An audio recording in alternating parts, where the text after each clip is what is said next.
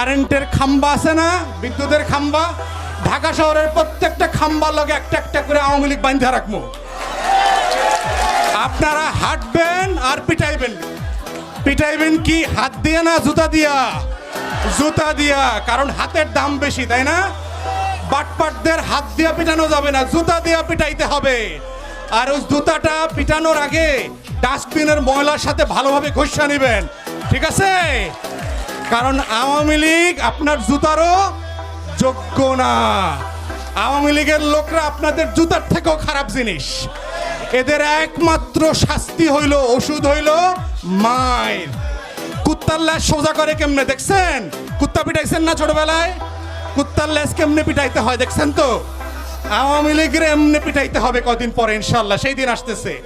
বাটপাট দেখলে ওরে বাটপার, বান আগে খাম্বার লগে বান্দা পিটা। তো এইটা হচ্ছে আমাদের আপনাদের গরিব মানুষ থাকার একমাত্র শত্রু।